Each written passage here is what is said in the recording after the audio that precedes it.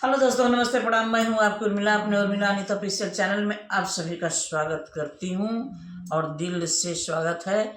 और आइए, लगन स्टार्ट हो गई है और आइए हम लोग एक बहुत प्यारा सा विवाह गीत लेकर के आए हैं और ललनवा का गीत है।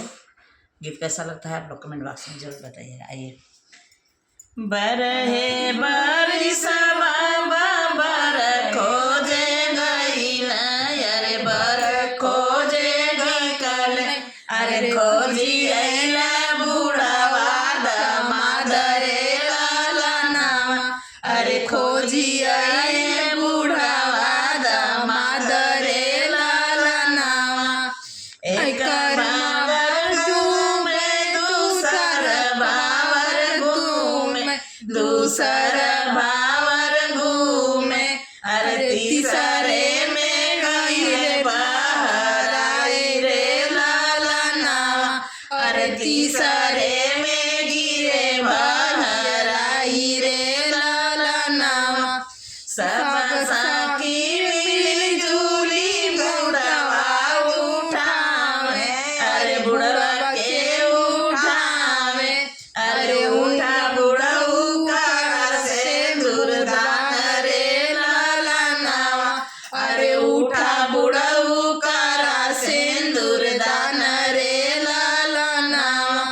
जे हमरे बुढ़वा के बुढ़वा बोलाइया, अरे बुढ़वा बोलाइया, अरे सातो जन्म होइए बेकार रे ललनवा, अरे सातो जन्म होइए बेकार रे ललनवा। जब मामा जइबा ओढ़िया बजरिया, अरे हटिया बजरिया, अरे बुढ़वा मोरे हंसिया ठठाई रे ललनवा, अरे बुढ़वा मोरे हंसिया ठठाई रे ललनवा। जब मामा बैरवा सूट सलवारवा, अरे सूट सलवारवा, अरे बुढ़ऊ नैया सोरहो सिंगार रे ललनवा, अरे बुढ़ऊ नैया सोरहो सिंगार रे ललनवा। ऐसन करम जगे कर होइए, अरे के कर होइए, अरे बुढ़ऊ राखा गिर के पास रे ललनवा, अरे बुढ़ऊ राखा गिर के पास रे ललनवा।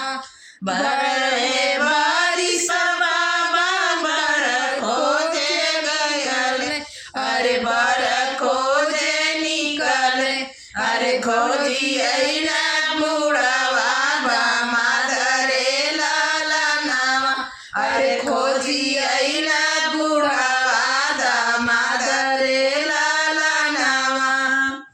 तो आप लोगों को गीत कैसा लगा कमेंट बॉक्स में जरूर बताइएगा।